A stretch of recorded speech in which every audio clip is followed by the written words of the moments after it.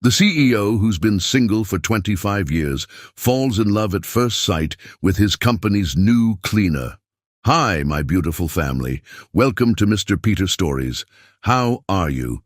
Keep your face always toward the sunshine, and shadows will fall behind you. I have a quick question for you. Do you remember when Joe joined our channel? Yes, I mean your very own channel, Mr. Peter Stories. Also, did you enjoy the last story? I'd love to hear your thoughts, so don't forget to share them in the comments below. All right, without further ado, let's dive into today's story. Sit back, relax, and let your imagination soar. The first rays of dawn painted Seattle's skyline in hues of amber and rose, casting long shadows across the polished marble floors of Anders Industries headquarters.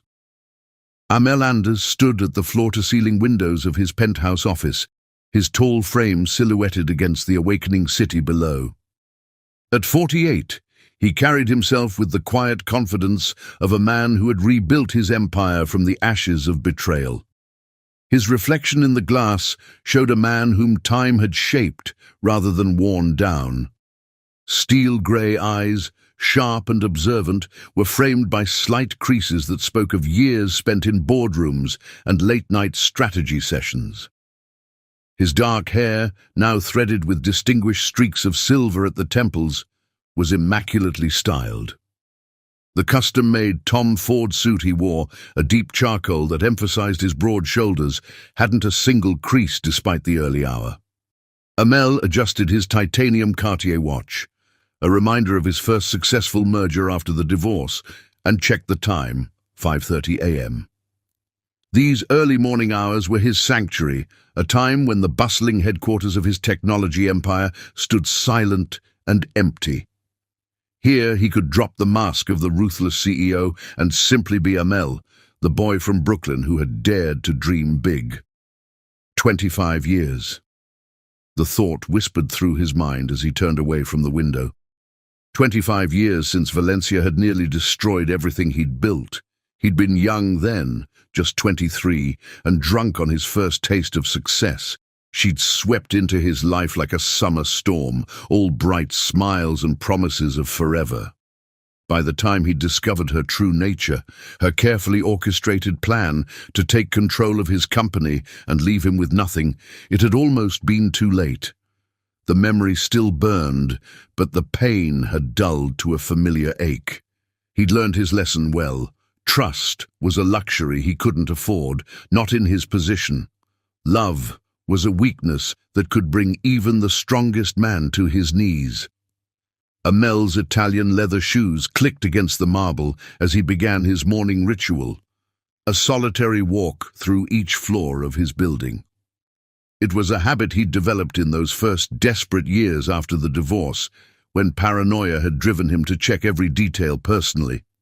Now, it was simply his way of connecting with the empire he'd built, of reminding himself what he'd sacrificed everything for. The security panel next to the executive elevator verified his thumbprint with a soft chime. As he descended, he reviewed his schedule for the day. Board meeting at 9, lunch with potential investors, quarterly reviews in the afternoon.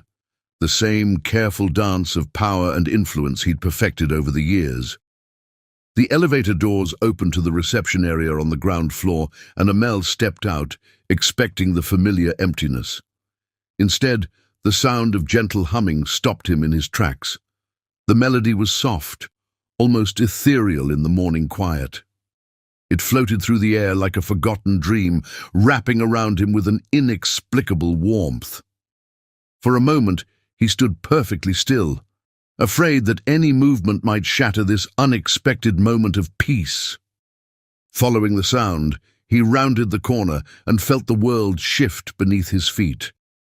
There, bathed in the golden light of dawn, stood a vision that made his carefully constructed world tilt on its axis. A young woman in a modest navy uniform was tending to the prize orchids that graced the reception area. Her movements were graceful, almost dance-like, as she carefully examined each bloom. The rising sun caught the rich undertones of her dark skin, creating an aura that seemed to glow from within. Her hair was styled in neat professional braids that caught the light as she moved, revealing subtle hints of auburn. She handled each flower with such gentleness, such care, that Amel found himself holding his breath, unwilling to disturb this moment of pure serenity. As if sensing his presence, she turned, and Amel felt something crack in the fortress he'd built around his heart. Her eyes, warm and intelligent, met his with neither the intimidation he was accustomed to, nor the calculating interest he'd learned to distrust. Instead, they held a quiet confidence, a sense of self-assurance that came from within rather than from status or position. "Good morning," she said, her voice carrying the same melodic quality as her humming.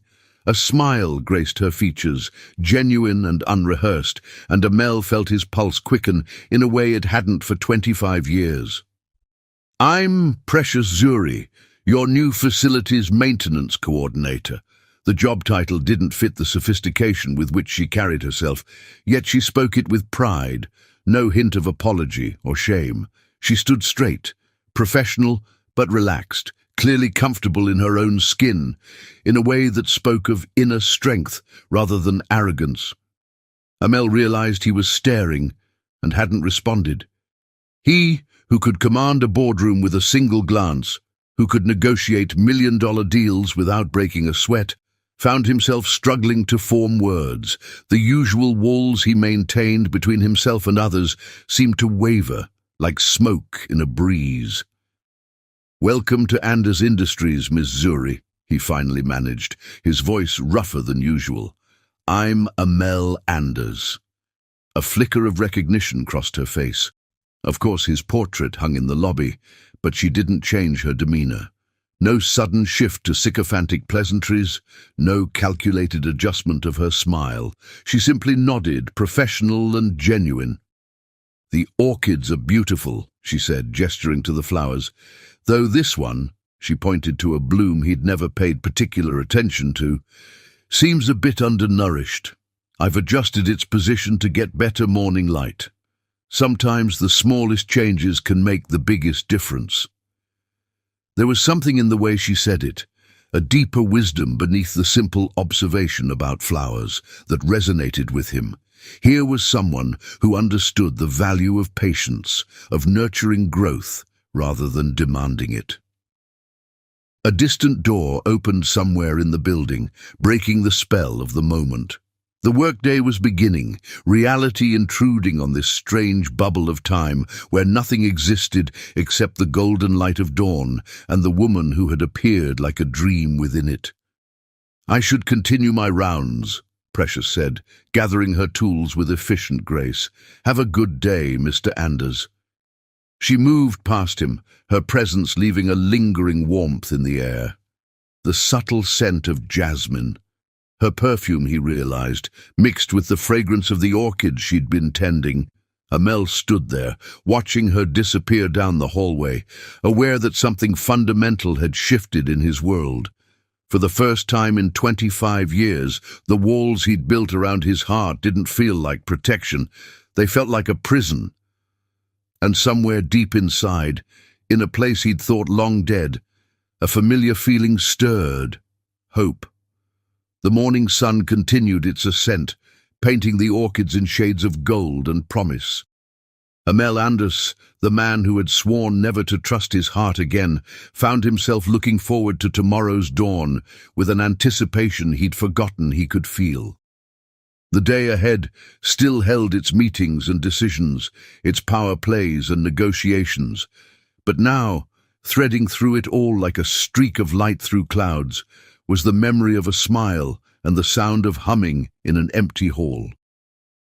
25 years of winter had ended in a single unexpected dawn, and Amel Anders didn't even know it yet. Chapter 2. Whispers and Window Panes. The executive floor of Anders Industries hummed with an energy that hadn't been present in years. Like ripples in a still pond, whispers spread through the sleek corridors, carried on the breath of curiosity and speculation. At the center of it all was the unusual behavior of their normally unflappable CEO. Thaddeus Kingston leaned back in his leather chair, his dark eyes twinkling with amusement as he watched his oldest friend through the glass walls of their adjoining offices. Amel Anders, the man known for his laser focus and intimidating attention to detail, had just walked past the West Wing hallway for the third time in an hour. It was the same hallway where, not coincidentally, a certain facilities maintenance coordinator was reviewing the building's sustainable cleaning protocols with her team. At 6'4", with broad shoulders and skin the color of burnished mahogany, Thaddeus cut an impressive figure in his own right. He'd been by Amel's side since their days at Yale, through the meteoric rise, the devastating fall, and the painful rebuilding. In 25 years, he'd never seen his friend so obviously distracted. "You know," Thaddeus called out, as Amel passed his office again, "I'm pretty sure the maintenance team has that area under control." His deep voice carried a note of gentle teasing that only a friend of 3 decades could get away with. Amel paused, caught in his transparent surveillance. A slight flush colored his neck, something Thaddeus hadn't seen since their college days, when Amel had tried to pretend he wasn't nursing a hangover during their business ethics final. "I'm merely ensuring our new protocols are being implemented correctly," Amel replied, his usual commanding tone somewhat undermined by the way his eyes kept drifting toward the hallway. Thaddeus rose from his desk, straightening his custom-made suit, a necessity when you stood at his height, and joined his friend at the doorway. "Of course you are," he said, voice dripping with knowing sarcasm. "And I suppose these intensive inspections have nothing to do with Miss Zuri?" The slight stiffening of Amel's shoulders told Thaddeus everything he needed to know. In the 3 weeks since Precious had joined the company, subtle changes had begun to appear in his friend's behavior. The man who never took coffee breaks now found reasons to visit the staff lounge. The executive who had automated most of his communications now insisted on delivering certain facilities-related memos in person. Meanwhile, several floors below, another conversation was taking place in the sleek confines of the Human Resources Department. Imara Blackwood, the company's sharp-tongued HR director, observed Precious Zuri with keen interest over the rim of her ergonomic desk. "You've made quite an impression in your first few weeks," Imara noted, her refined British accent adding weight to her words. She was a striking woman in her early 50s, with elegant locks streaked with silver and eyes that missed nothing, especially on our illustrious CEO. Precious looked up from the sustainability report she was reviewing, her expression carefully neutral. "Mr. Anders has been very supportive of the Facilities Department's initiatives," she said diplomatically, though a slight tension in her shoulders betrayed her awareness of the situation. Imara's perfectly arched eyebrow rose slightly. In her 15 years at Anders Industries, she'd seen countless women try to catch Amel Anders' eye. Socialites, executives, even a minor European royal, all had failed to penetrate the walls he'd built after the Valencia disaster. Yet here was this remarkable young woman, asking for nothing, demanding nothing, simply doing her job with grace and intelligence, and she had managed to crack his carefully maintained facade without even trying. "The big boss has been watching you," Imara mentioned casually, pouring them both cups of her preferred Earl Grey tea. "And not in the usual way, he scrutinizes new employees." A flash of something, uncertainty perhaps, crossed Precious's face before she composed herself. "I'm sure Mr. Anders is simply thorough in his oversight of all departments," she replied, though her fingers tightened slightly around the delicate teacup. Imara noted the reaction with interest. Most women would have preened at the suggestion of Amel Anders's attention. Precious seemed almost wary of it. The truth was, Precious had her guard up for good reason. Life had taught her harsh lessons about fairy tales and their inevitable disappointments. At 28, she'd already weathered storms that would have broken others. The dream of becoming a nurse, nurtured since childhood, had slipped through her fingers when her mother's illness had drained their modest savings, 3 years of nursing school, countless nights of study, all sacrificed to medical bills and the reality of survival. But Precious had done what she'd always done: adapted, survived, found new ways to move forward. The facilities coordinator position at Anders Industries had been a blessing, offering better pay and benefits than she dared hope for. She wouldn't risk it, couldn't risk it, by reading too much into her employer's apparent interest. Back on the executive floor, Amel found himself standing in front of the floor-to-ceiling windows of his office, lost in thought. The Seattle skyline stretched before him, a familiar view that now seemed somehow different, as if the city itself had shifted slightly on its axis. "You haven't been this distracted since that disastrous attempt to ask Jennifer Collins to the spring formal," Thaddeus remarked, joining his friend at the window. "You remember when you knocked over the entire punch bowl and ruined her dress?" Amel shot him a warning look, but there was no real heat behind it. "We agreed never to mention that incident again." "We agreed a lot of things in college," Thaddeus countered, his expression growing serious, "including that you wouldn't let one person's betrayal define the rest of your life." The words hung in the air between them, heavy with 25 years of unspoken concerns. Amel's jaw tightened, the familiar walls starting to rise, but Thaddeus pressed on. "She's not Valencia," he said quietly. "Anyone with eyes can see that." Before Amel could respond, a knock at the door interrupted them. Cordelia Winters, his executive assistant, entered with her usual efficient grace. "Mr. Anders, the quarterly reports are ready for your review, and—" She hesitated, something unusual for the normally unflappable woman. "There's been a small situation in the West Wing maintenance area." Amel's attention sharpened immediately. "What kind of situation?" "Nothing serious," Cordelia assured him quickly, though her expression suggested otherwise. "Just some disagreement between Miss Zuri and Xavier Blackwood about the implementation of the new cleaning protocols. Mr. Blackwood was quite vocal about his opinions." The temperature in the room seemed to drop several degrees.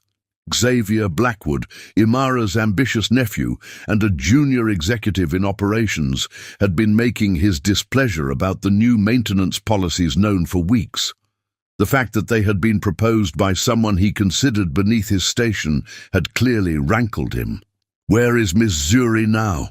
Amel's voice was carefully controlled, but Thaddeus recognized the dangerous undertone. "In the staff break room with Imara," Cordelia replied. "She handled the situation with remarkable composure, actually, but Mr. Blackwood's comments were rather inappropriate." Amel was moving before she finished speaking, his long strides eating up the distance to the elevator. Thaddeus watched him go, a mixture of concern and hope warring in his expression. "Well," he murmured to himself, "this should be interesting." In the break room, Precious sat with perfect posture, her hands wrapped around a cup of tea that had long since gone cold. Imara's presence beside her was both protective and evaluating, watching how the younger woman handled the aftermath of confrontation. "Your uncle," Precious said finally, her voice steady, "has some very strong opinions about the appropriate roles of maintenance staff." Imara's expression darkened. "My nephew has many opinions, most of them entirely worthless. He's forgotten that his own grandmother was a housekeeper who put his father through college, something I'll be reminding him of very shortly." The door opened, and both women looked up to find Amel Anders filling the frame, his expression thunderous. The sight of him, normally so controlled, now barely containing his anger on her behalf, made something flutter in Precious's chest. She squashed the feeling immediately. She couldn't afford to read too much into his concern.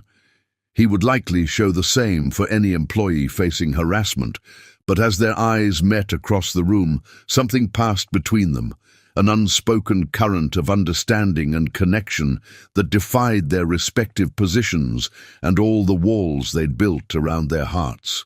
The whispers would grow louder after that day, spreading through the building like wildfire. The way the CEO had dressed down Xavier Blackwood in front of the entire executive floor. How he'd implemented new anti-harassment policies with unprecedented speed.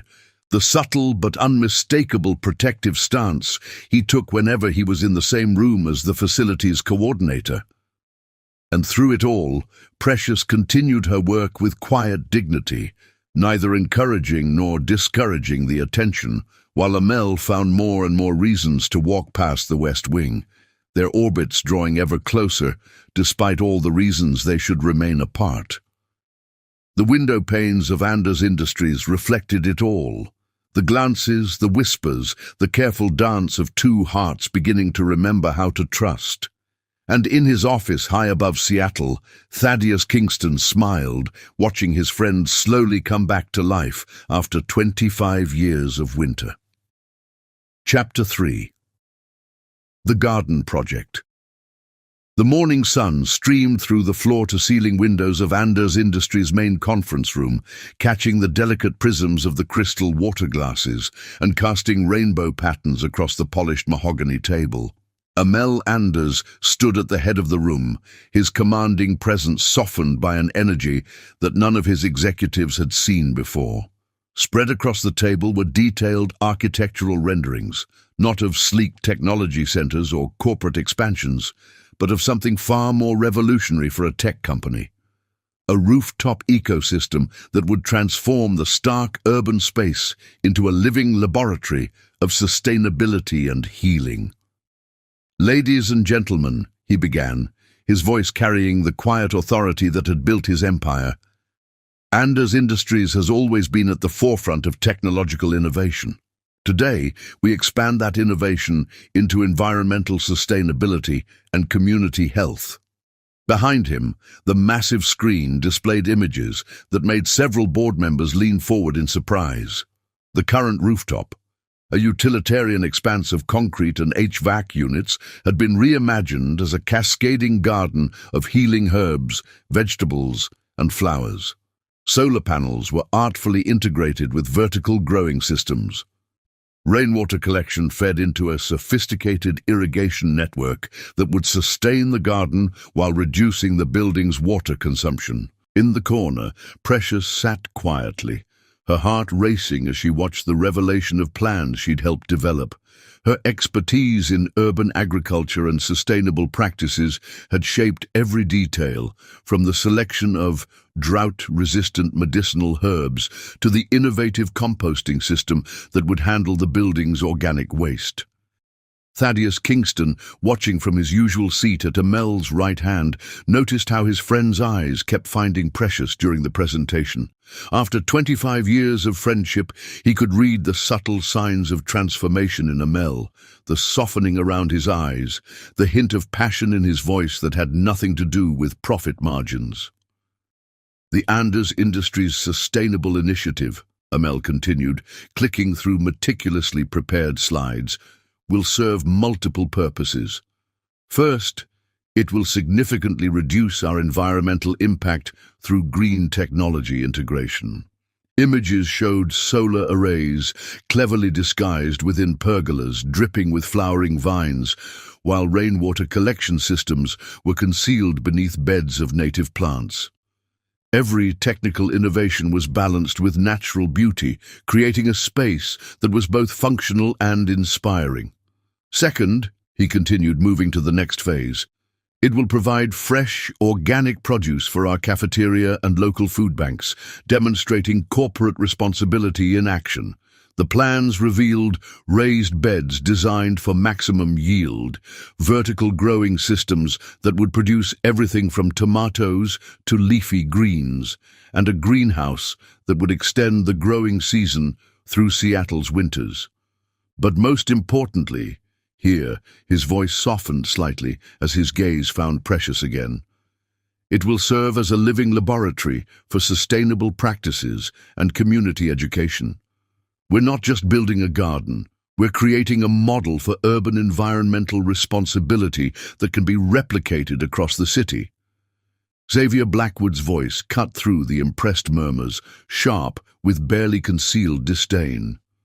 "And who exactly will be managing this elaborate project? Surely not the maintenance department." The weight of old money and privilege lay heavy in his tone, making several board members shift uncomfortably. But before Amel could respond, Precious rose gracefully from her seat. "Actually," she said, her voice clear and confident, "I'd be happy to address that question, Mr. Blackwood." She moved to the front of the room with natural poise, her professional attire perfectly tailored but far from flashy. Standing beside the architectural renderings, she began to explain the technical aspects of the project with a depth of knowledge that quickly commanded attention. The vertical growing systems will utilize hydroponics and aquaponics, she explained, bringing up detailed schematics. This allows us to maximize food production while minimizing water usage. We've designed a closed-loop system where fish waste fertilizes the plants, while the plants clean the water for the fish. Her fingers traced the flow patterns on the screen, her passion evident in every word. But the technical innovations are just the beginning. Each element of the garden has been chosen not just for sustainability, but for healing properties and educational value.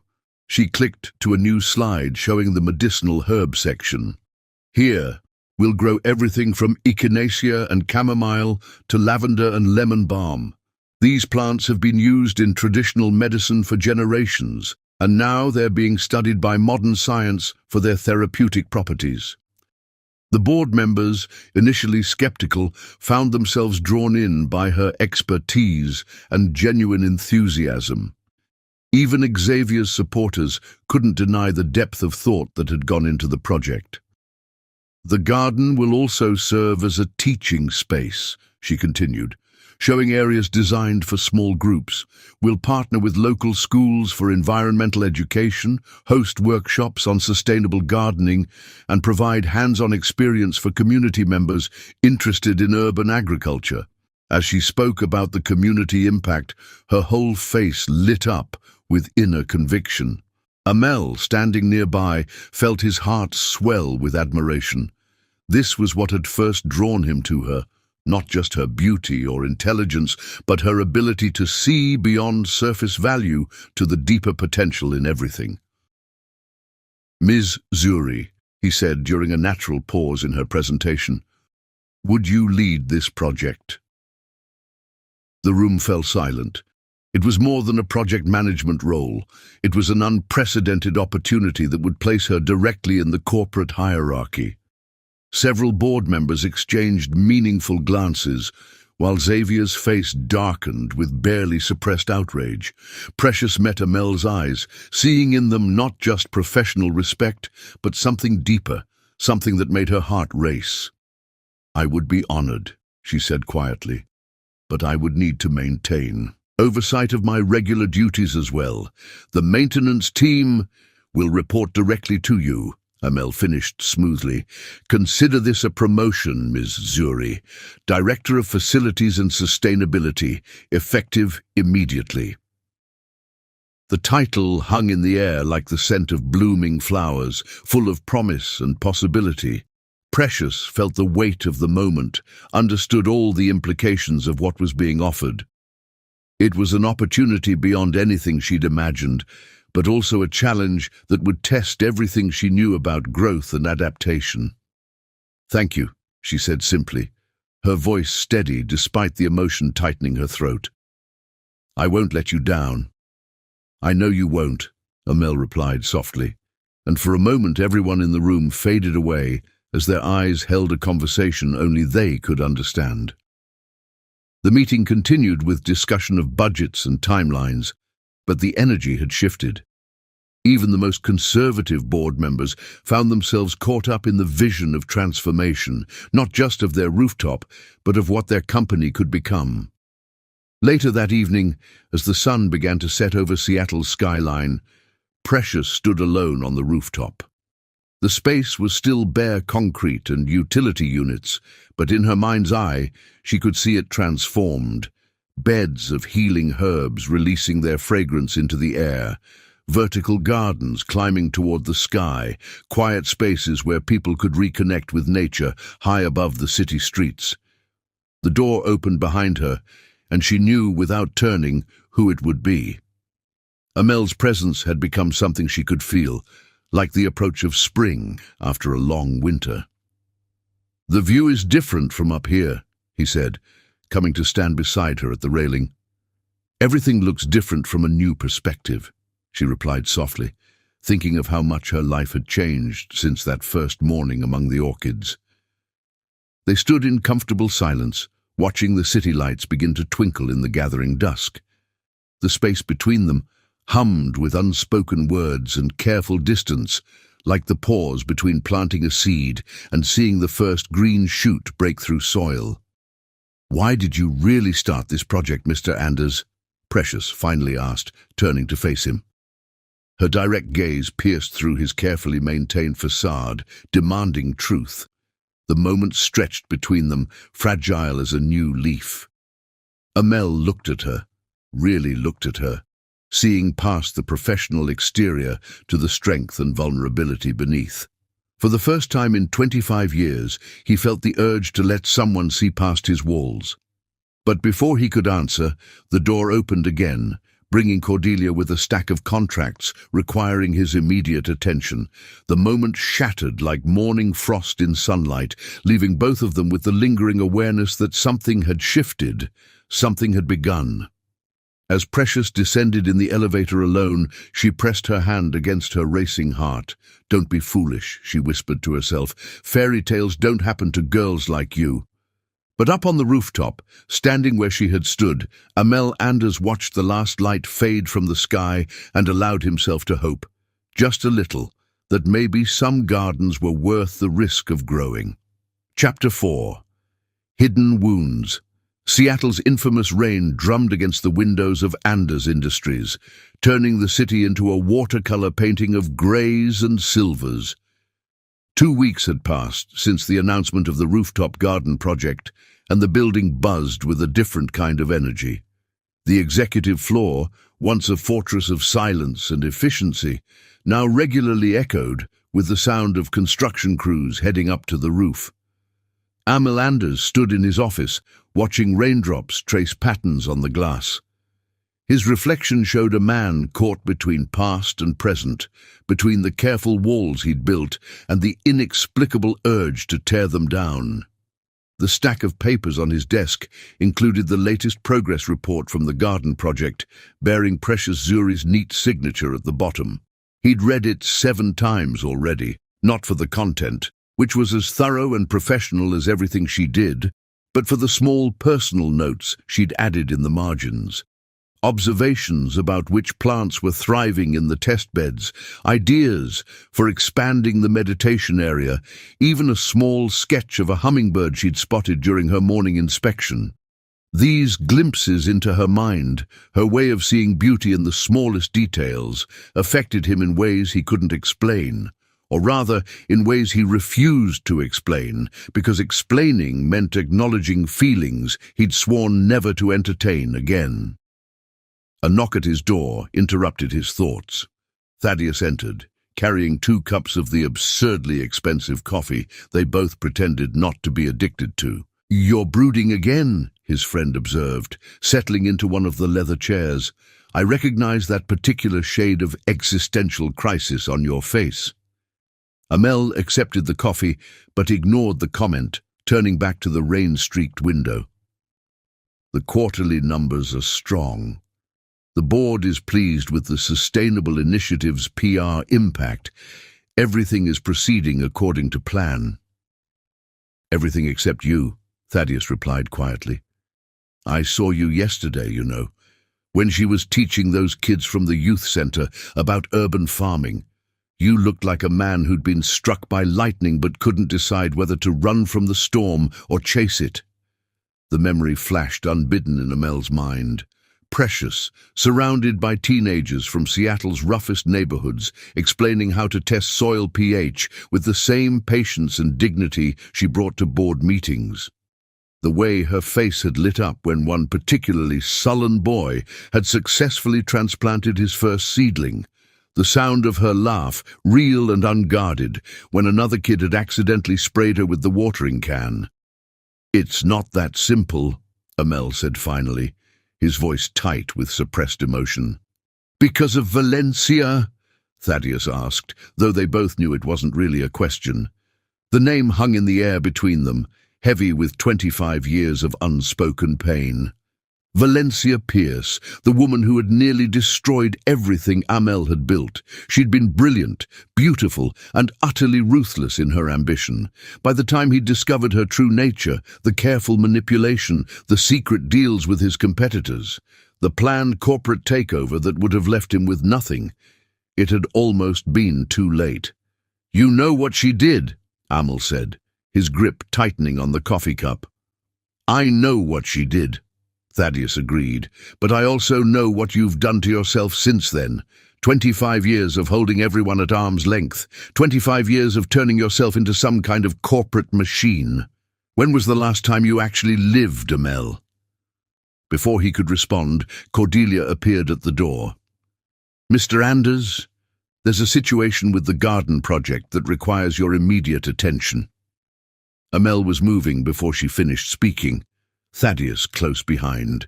They took the elevator to the roof, where the rain had finally stopped, leaving everything gleaming and new-washed in the emerging sunlight. The garden was taking shape, raised beds and vertical growing systems, creating an oasis of green against the urban skyline. But Amel barely noticed the progress. His attention was fixed on the small group gathered near the herb garden, where Precious stood facing down Xavier Blackwood and 2 board members. The budget allocations were clearly outlined in the initial proposal, she was saying, her voice calm but firm.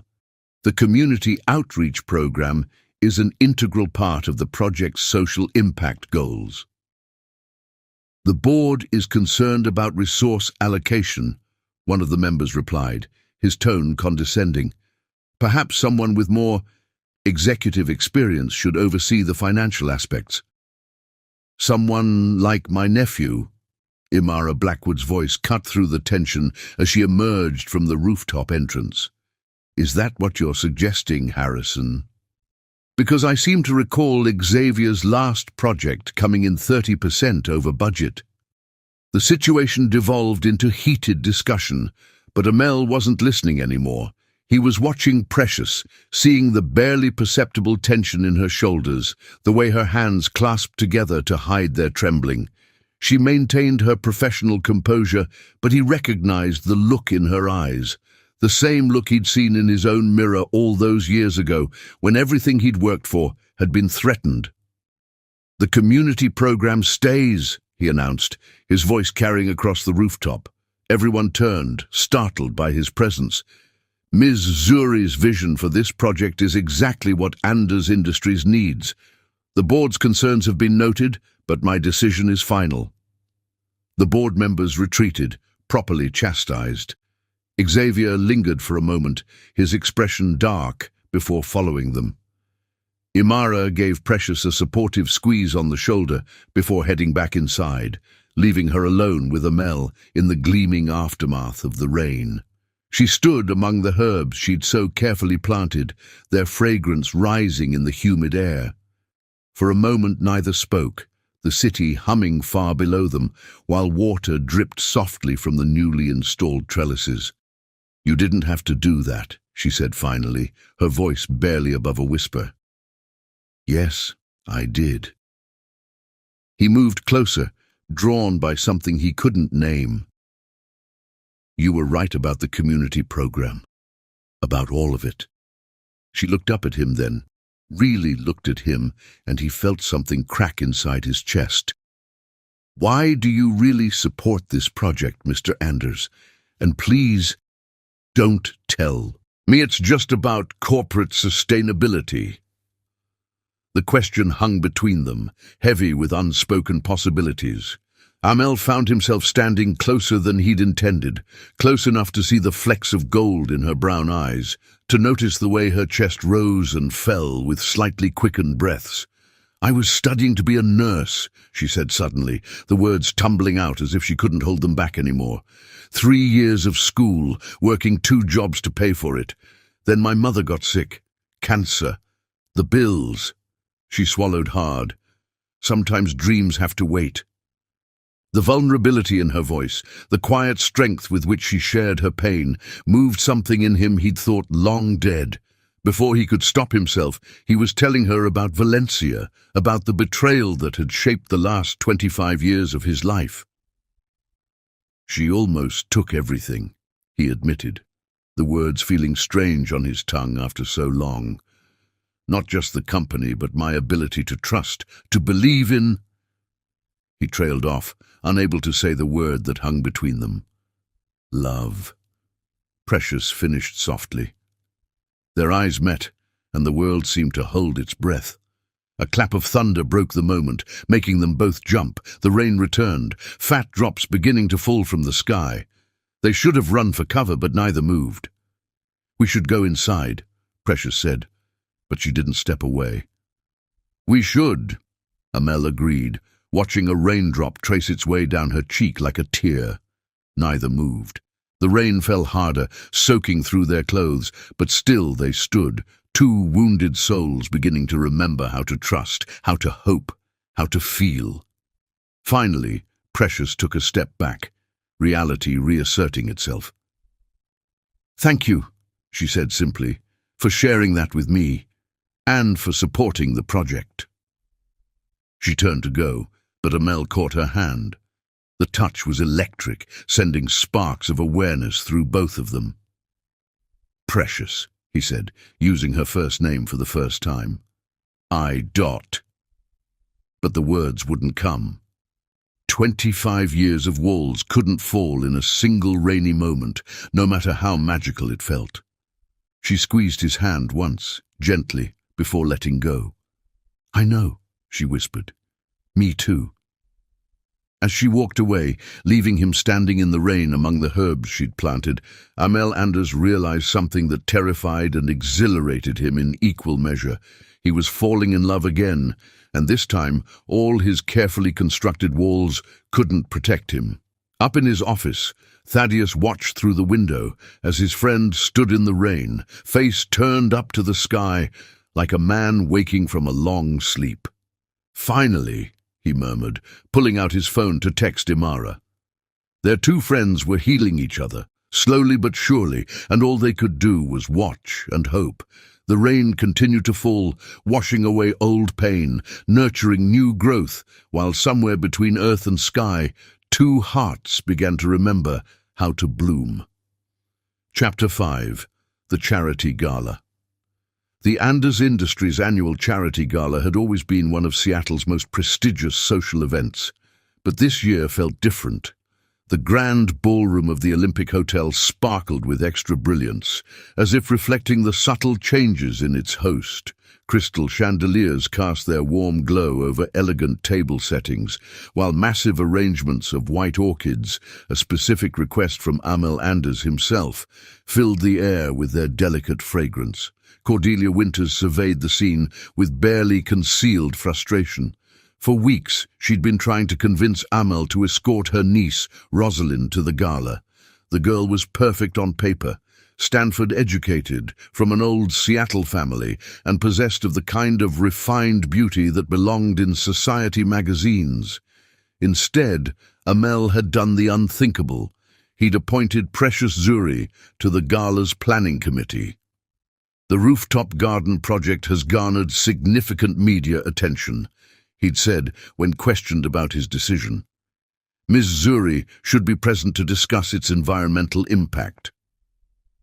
His tone had brooked no argument, though his eyes had softened slightly when Precious's name crossed his lips. Now, standing in the hotel's opulent lobby an hour before the event, Cordelia watched as Seattle's elite began to arrive. Women in designer gowns dripping with jewelry, men in perfectly tailored tuxedos, all of them representing old money, established connections, the kind of people Amel Anders should be focusing on. Instead, his attention was completely captured by the woman descending the grand staircase. Precious Zuri moved with natural grace, wearing a gown that Imara had insisted on lending her. The deep burgundy silk highlighted her rich complexion, while the classic cut spoke of timeless elegance rather than trendy fashion. Her braids had been styled into an intricate updo, small crystal pins catching the light with each step. Amel, standing near the ballroom entrance in his bespoke tuxedo, felt his heart stop for a moment. He'd grown accustomed to seeing Precious in her professional attire, had even seen her in rain-soaked clothes on the rooftop that day. But this was something else entirely. She looked like a queen, regal and self-possessed, yet still unmistakably herself. "Close your mouth, old friend," Thaddeus murmured beside him, amusement clear in his voice. "You're starting to look like a lovesick teenager." Amel managed to compose his features, but his eyes never left Precious as she made her way through the growing crowd. She moved with quiet confidence, stopping to speak with various guests about the garden project. Even those who had initially questioned her appointment found themselves drawn in by her genuine passion and intelligence. "She's a natural," Imara observed, appearing at Amel's other side in a stunning silver gown, "though I suspect you already knew that." Before he could respond, Xavier Blackwood approached Precious with two other board members. Their stance was slightly aggressive, clearly trying to intimidate her in this unfamiliar social setting. Amel started forward, but Thaddeus held him back. "Watch," his friend advised. "She can handle this." Indeed, within minutes, Precious had transformed the confrontation into an impromptu presentation about the garden's community impact. She spoke with such conviction about the project's potential to bridge social divides that even Xavier's companions looked impressed. "Mr. Anders," a silky voice interrupted his observation. "How wonderful to see you again." Amel turned to find Rosalind Winters beside him, wearing an ice blue gown that probably cost more than most people's cars. She was objectively beautiful, with the kind of polished perfection that came from a lifetime of privilege. Yet all he could think about was how her practiced smile paled in comparison to the genuine warmth of Precious's expressions. "Miss Winters," he acknowledged politely before excusing himself. He had waited long enough. Making his way through the crowd, he approached Precious just as she finished speaking with a group of potential donors. She turned at his approach, and for a moment the bustling ballroom seemed to fade away. "Ms. Zuri," he said softly, "you look—" Words failed him, something that hadn't happened in a business setting for decades. A slight blush colored her cheeks, but her eyes met his steadily. "Thank you, Mr. Anders. You look very handsome as well." The orchestra began to play, a waltz that filled the grand space with sweeping romance. Around them, couples moved toward the dance floor, but they remained in their own private bubble of awareness. "Would you dance with me?" he asked, extending his hand. Precious hesitated for a fraction of a second. She could feel the eyes of Seattle's elite on them, could practically hear the whispers starting. "Are you sure that's wise?" "No," he admitted with a small smile, "but I'm asking anyway." She placed her hand in his, and the world shifted on its axis. He led her onto the dance floor with the same quiet authority he brought to everything, but his touch was gentle, almost reverent. As they began to move to the music, the years of social dancing lessons his mother had insisted upon came flooding back. They fit together perfectly, as if they'd been dancing all their lives.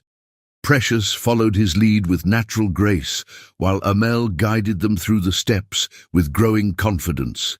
The silk of her gown whispered against the marble floor, and the scent of her perfume, jasmine again, mixed with the fragrance of the orchids. "Everyone's watching," she murmured, though her eyes never left his. "Let them," he replied, his voice low and intense. "You're the only one I see." The words hung between them, heavy with meaning. Precious felt her heart racing, knew she should maintain professional distance. remember all the reasons why this was a bad idea. But in that moment, with his hand warm against her back and his eyes holding hers, all her carefully constructed arguments seemed to fade away. From the edge of the dance floor, Thaddeus and Imara watched with matching smiles. "About time," Imara said softly, "though this will certainly set tongues wagging." "Let them talk," Thaddeus replied. "Look at his face, Imara. When was the last time you saw him look like that?" Indeed, Amel's usual mask of corporate authority had softened into something almost boyish. As he guided Precious through a turn, the hint of a real smile played around his lips, reaching all the way to his eyes. The dance ended too soon, but neither moved to step apart immediately. For a brief moment, they stood close enough to feel each other's heartbeat, the rest of the world a distant blur of light and sound. "Thank you for the dance," Precious said finally, her voice slightly breathless. "Thank you for trusting me to lead," he replied, the words carrying double meaning. The spell was broken by the approach of more potential donors, eager to hear about the garden project. Precious slipped smoothly into her professional role, but throughout the evening her eyes kept finding his across the crowded room. Later, as the gala wound down and guests began to depart, Amel found her on the hotel's terrace. She stood gazing out at the Seattle skyline, the city lights reflecting in her eyes like stars. "It was a successful evening," she said, as he joined her at the railing. "The project received significant pledges of support." "It wasn't the project they were impressed by," he said quietly. "It was you." She turned to look at him, and once again that electric awareness crackled between them. "Mr. Anders, Amel," he interrupted, "please, when we're alone like this, call me Amel." The intimacy of using his first name made her breath catch. "Amel," she said softly, testing the feel of it on her tongue. "We should be careful. The rumors—" "I don't care about rumors," he said, taking a step closer. "For the first time in 25 years, I find myself caring about something far more important." The night air was cool, but Precious felt warm everywhere his gaze touched her. She knew she should step back, maintain professional boundaries, protect her heart. Instead, she found herself swaying slightly toward him, drawn by the same magnetic pull that had been drawing them together since that first morning among the orchids. A burst of laughter from inside the ballroom broke the moment. Reality rushed back in, reminding them of who they were, and all the complications that came with their positions. "I should go," Precious said reluctantly. "It's late, and I have an early meeting tomorrow." "Let me have my driver take you home," Amel offered, not ready to end their evening. She shook her head, smiling softly. "I'll take a cab, but thank you for everything tonight." As she turned to go, he caught her hand, just as he had that day in the rain. "Precious." She squeezed his fingers gently before letting go. "Good night, Amel." He watched her walk away, the burgundy silk of her gown catching the light one last time before she disappeared inside. His hand still tingled where she had touched it, and his heart felt lighter than it had in decades. From the ballroom doorway, Cordelia Winters watched with narrowed eyes. This was not how things were supposed to go. Her niece Rosalind was perfectly suited to be Mrs. Amel Anders, not some maintenance coordinator turned sustainability director. But as she observed Amel's expression as he stared after Precious, soft, vulnerable, almost young again, she realized with sinking certainty that her carefully laid plans were crumbling. The Ice King of Seattle's business world was thawing, and all because of a woman who had never sought to capture him in the first place. The last guests departed, leaving the ballroom echoing with the ghosts of music and laughter. But up on the terrace, Amel Anders stood a while longer, remembering the feel of Precious in his arms as they danced, the way her eyes had shone in the starlight, the sound of his name on her lips. For the first time since Valencia's betrayal, he found himself willing to risk his heart again. The thought should have terrified him, but instead it filled him with a quiet joy, like watching the first green shoots break through soil in their rooftop garden. Sometimes he was beginning to realize the most beautiful things grew in the most unexpected places. Chapter 6. Office Politics. The Monday morning after the charity gala dawned with an undercurrent of tension crackling through Anders Industries like static before a storm. Every desk, every break room, every elevator held whispered conversations about the photographs splashed across Seattle's society pages. Amel Anders and Precious Zuri dancing, their eyes locked in a way that spoke volumes.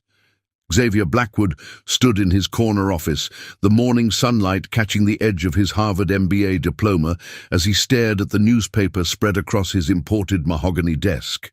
His manicured finger traced the caption beneath the photo. Anders Industries CEO shares a dance with sustainability director during annual charity gala. The word shares had been deliberately chosen, he was sure, to avoid more romantic implications, but the chemistry between them was undeniable in the image. "This is getting out of hand," he muttered to his visitor, Rosalind Winters, who perched elegantly on his leather sofa. Her Chanel suit probably cost more than most employees' monthly salary, a fact she wore like armor. First the maintenance position, then the sudden promotion to sustainability director, now this public display. Rosalind's perfectly manicured nails, the same shade of red as her Louboutin heels, drummed against her Hermès handbag. "Aunt Cordelia is beside herself," she said, her voice carrying the cultured tones of old. "Seattle money and private school education. She's spent years trying to find the perfect match for Amel, cultivating connections, arranging chance meetings at charity events. Now he's falling for some facility worker." The disdain in her voice matched the bitterness Xavier had been nursing since Precious's promotion.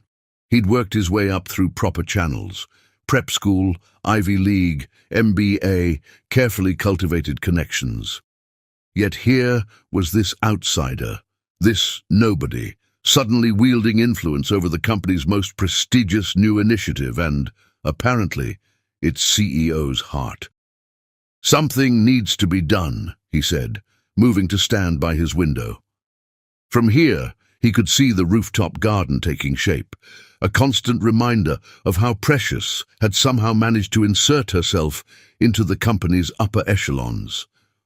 "The board is already questioning the resources being directed to her projects." "Carefully," Rosalind cautioned, though her eyes gleamed with malicious interest. "After that disaster with Valencia Pierce, Amel is particularly sensitive to any hint of manipulation or betrayal. One wrong move, and it could backfire spectacularly." Xavier's lip curled at the mention of Valencia. Everyone in Seattle's business circles knew the story, how the ambitious socialite had nearly succeeded in wresting control of Anders Industries from its young founder through a combination of seduction and corporate espionage. The scandal had been carefully buried, but its effects had shaped company culture for 25 years. "Perhaps," he said slowly, pulling up financial reports on his computer, "it's time to remind everyone of that particular chapter in company history. The parallels are interesting, wouldn't you say? A beautiful young woman from a modest background, a rapid rise through company ranks, increasingly personal involvement with the CEO." Rosalind leaned forward, interest sharpening her features. The board would certainly be concerned about history repeating itself, especially if someone were to point out certain irregularities in project budgets. "Exactly," Xavier smiled, a predatory expression that had nothing to do with joy. A careful audit of the sustainability initiative, questions about resource allocation, concerns about professional boundaries. But before their plotting could progress further, a knock at the door interrupted them. Imara Blackwood entered, her elegant figure commanding attention despite Xavier's obvious annoyance at the intrusion. Her custom-tailored suit spoke of success earned through merit rather than inheritance, and her expression carried years of experience dealing with corporate politics. "Nephew," she said, her British accent particularly crisp. "Miss Winters, how lovely to see you both engaged in what I'm sure is completely innocent conversation about company matters." The warning in her tone was clear. As HR director, Imara had both the authority and the inclination to make life difficult for anyone causing trouble in her domain. The fact that Xavier was her nephew had never stopped her from maintaining professional standards. "Aunt Imara," Xavier acknowledged stiffly. "We were just discussing the gala's success." "Indeed." Her arched eyebrows spoke volumes. "Then you'll be pleased to know that the publicity has already resulted in several major corporations expressing interest in implementing similar sustainability initiatives. Ms. Zuri will be presenting her proposals to their boards next week." The news hit Xavier like a physical blow. More success for Precious meant more legitimacy, more influence, more reasons for Amel to keep her close. He forced his features into a neutral expression, but his hands clenched beneath his desk. "How progressive of them," Rosalind commented, her smile not reaching her eyes. "Though one hopes they've properly vetted the program's leadership. In today's climate, companies can't be too careful about governance and oversight." Imara's gaze sharpened. "Indeed, Miss Winters, speaking of oversight, the HR department is conducting a comprehensive review of all internal communications regarding personnel matters. We wouldn't want any unfortunate rumors damaging the company's reputation." The threat was subtle but clear. Xavier watched his aunt leave, frustration building in his chest. But rather than deterring him, the interaction only strengthened his resolve. He turned to Rosalind once the door closed. "We need to move faster," he said quietly, "before she becomes untouchable." Meanwhile, several floors above, Precious sat in her new office, a modest but well-lit space with a view of the rooftop garden. She was reviewing the latest progress reports when a subtle commotion in the hallway caught her attention. A group of maintenance staff huddled near the water cooler, their voices carrying despite their attempts at whispers. "Did you see the paper?" one asked. The way he was looking at her. "It's like a fairy tale," another sighed. "From maintenance to dancing with the CEO." "More like a calculated climb up the corporate ladder," a third voice cut in, one of Xavier's loyal supporters. "We all know how this story ends. Just ask Valencia Pierce." Precious's hands tightened on her report, but her face remained carefully neutral. She'd known the rumors would start, had expected the accusations. What she hadn't expected was how much they would hurt, how the insinuations would echo her own deepest fears. A knock at her door provided welcome interruption. Thaddeus Kingston filled the frame, his massive presence somehow comforting rather than intimidating. "Got a minute?" he asked, though he was already closing the door behind him. Precious gestured to the chair across from her desk, noting how even someone of Thaddeus's size seemed to relax in her presence. She decorated the office with potted herbs and air-purifying plants, creating a space that felt more like a garden sanctuary than a corporate workspace. "The rumor mill is working overtime," he said, without preamble. "Though I suspect you've noticed." "It's to be expected," she replied, her voice steady despite the tension in her shoulders. "My position here is unconventional." "Your position here is earned," Thaddeus corrected firmly. "I've known Amel Anders for 30 years. He doesn't make decisions based on anything but merit. Not anymore." The "not anymore" hung in the air between them, heavy with history. Precious had heard whispers about Valencia Pierce, but the full story remained shrouded in corporate legend. "I'm not interested in company politics," she said finally. "I'm here to do a job, to create something meaningful." "Which is exactly why you belong here," a new voice joined their conversation. Amel stood in the doorway, his imposing figure softened somehow by the morning light filtering through the plants in Precious's office. Their eyes met, and for a moment the rest of the world faded away. Thaddeus cleared his throat pointedly. "I should go check on those quarterly reports," he said, rising with a knowing smile. As he passed Amel, he clapped his friend on the shoulder, a gesture of support that spoke volumes. Once they were alone, the air seemed to crackle with unspoken words.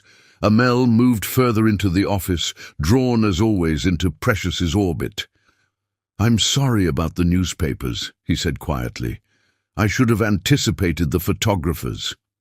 "You're not responsible for other people's assumptions," she replied, standing to face him. In her heels, she was tall enough to look him directly in the eye. "Though perhaps we should be more careful." "Is that what you want?" he asked, taking a step closer. "To be careful?" The question carried weight far beyond its simple words. Precious felt her heart racing, remembering the feel of his hand on her waist as they danced, the way the world had seemed to stop when their eyes met. "What I want," she said slowly, "and what's wise are often two different things. They don't have to be." Another step closer. "Precious." A commotion in the hallway broke the moment. Xavier's voice carried through the door, deliberately loud, as he led a group of board members on a tour of the facility. "Of course, the maintenance department has been quite ambitious lately," they heard him say. "Though some might question the wisdom of such rapid advancement without proper qualifications."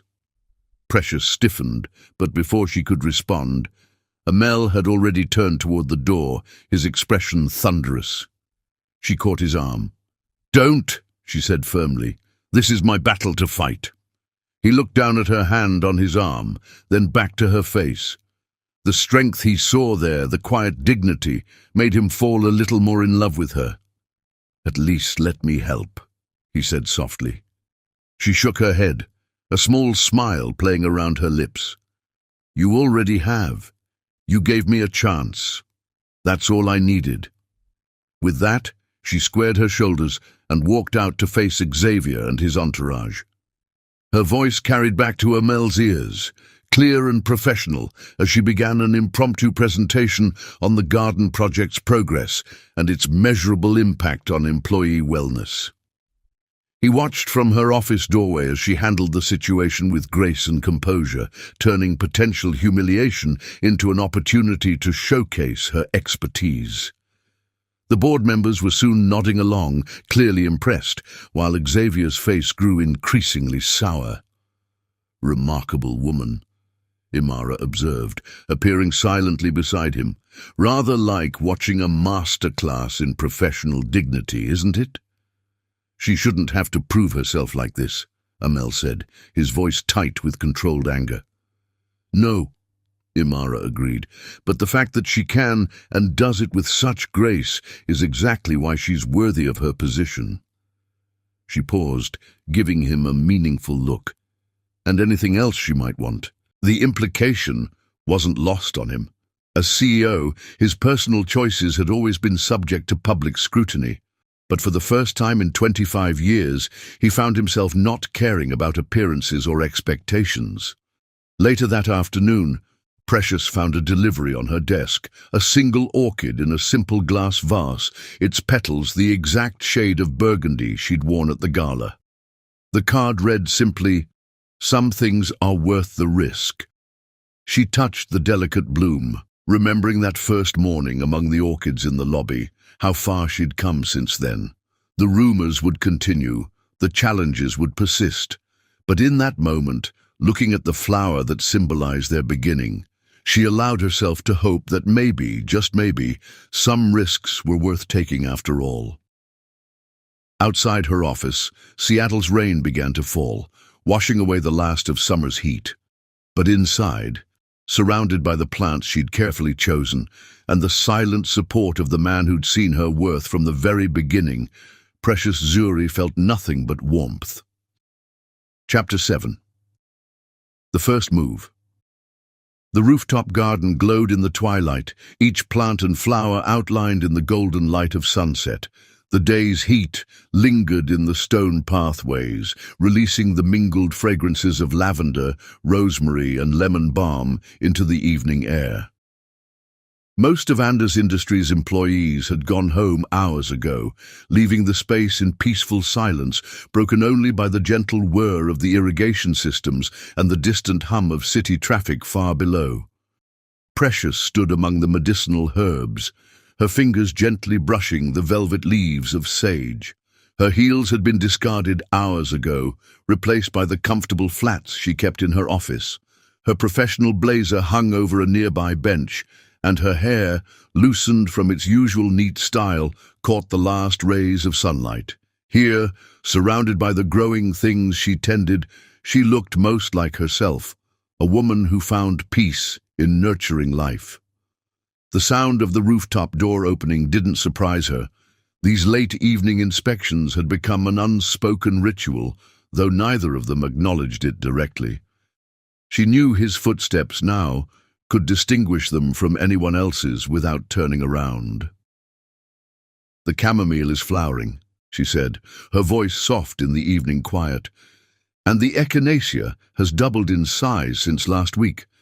The soil composition adjustments are working." Amel moved to stand beside her, close enough that she could feel the warmth radiating from his tall frame. Like her, he'd shed some of his corporate armor. His tie was loose, jacket discarded, sleeves rolled up to reveal strong forearms. In the fading light, he looked less like the intimidating CEO and more like the man beneath the title. "You've created something extraordinary here," he said quietly, his eyes taking in not just the thriving plants, but the whole transformed space.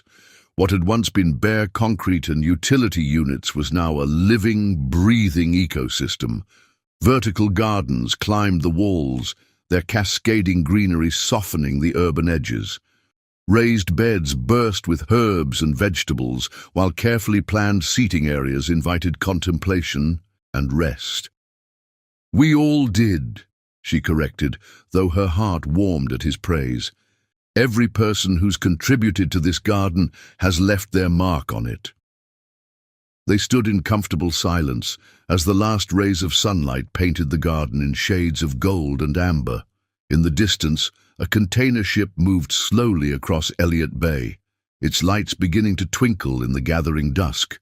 The moment felt suspended, like a drop of dew before it falls. "I've never told anyone about Valencia," Amel said suddenly, his voice quiet but clear in the evening air. "Not the whole story. Not even Thaddeus knows all of it." Precious turned to look at him, struck by the vulnerability in his tone. His profile was sharp against the darkening sky, but his usual mask of corporate authority had softened into something more human, more real. "You don't have to," she began, but he shook his head. "I want to," he said, meeting her eyes with an intensity that made her breath catch. "With you, I want to." They moved to one of the garden's seating areas, a comfortable bench surrounded by fragrant herbs. The city spread out below them like a carpet of lights, while above, the first stars began to appear in the deepening blue of the sky. "I was 23, he began, his voice taking on a distant quality. "The company was just beginning to take off. I thought I had everything figured out, young, successful, unstoppable." A bitter smile crossed his face. The perfect target. Precious listened silently as he shared the full story of meeting Valencia Pierce at a charity event. How she had seemed different from the other social climbers, more genuine, more interested in his dreams than his bank account. How quickly he had fallen for her carefully crafted persona. "She was brilliant," he admitted, pain and admiration mixing in his voice. "She gained my trust inch by inch, always making me feel like I was the one in control. By the time I realized what was happening, she had access to everything: company accounts, board contacts, strategic plans." His hands clenched into fists as he described discovering her true nature. The secret meetings with competitors, the carefully orchestrated plan to take control of the company, the web of lies that had nearly destroyed everything he'd built. "The worst part wasn't the betrayal," he said quietly, staring out at the city lights.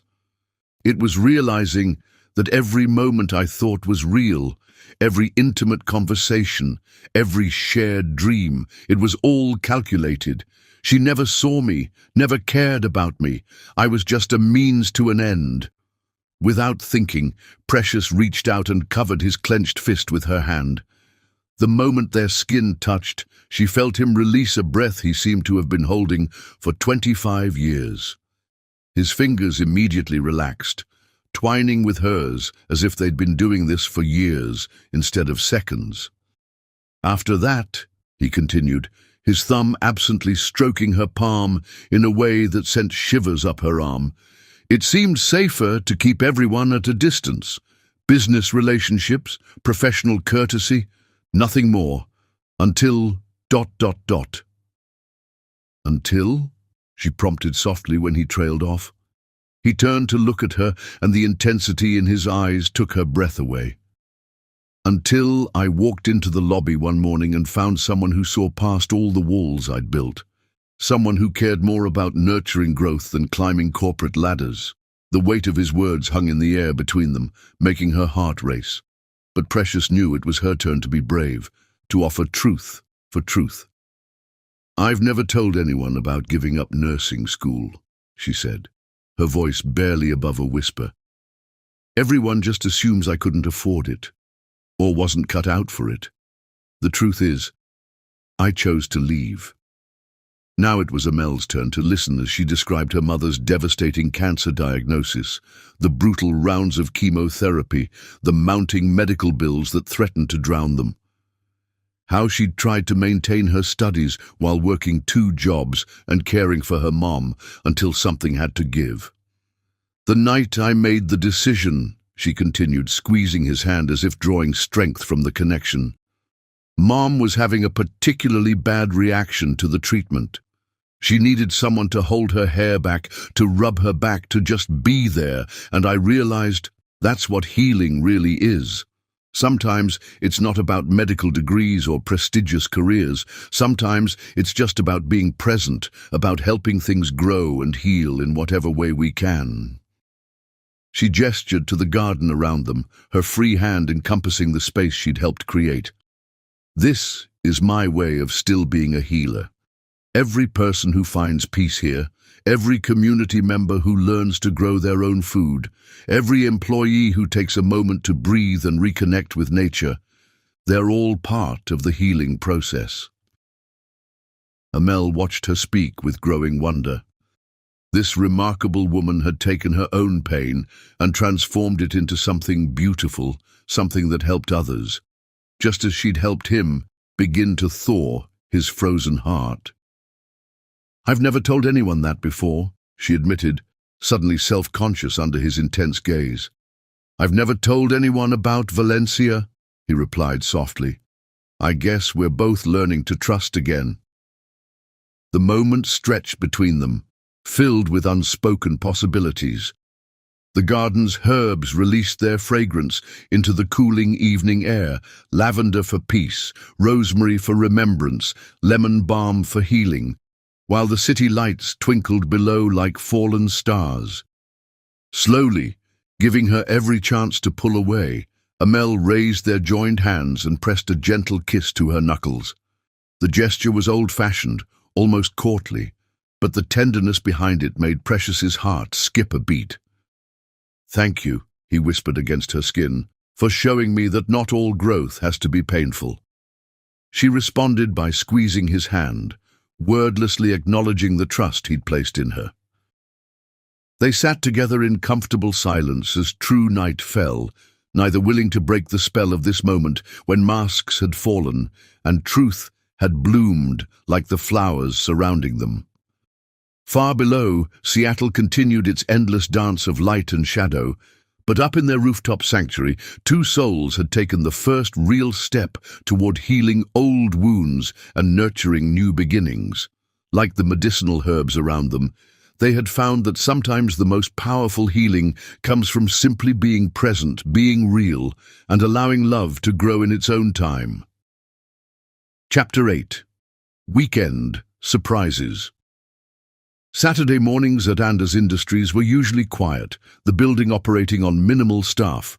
But this particular dawn found Anders in his office, suit jacket draped over his chair, sleeves rolled up as he reviewed final details with Thaddeus and Imara.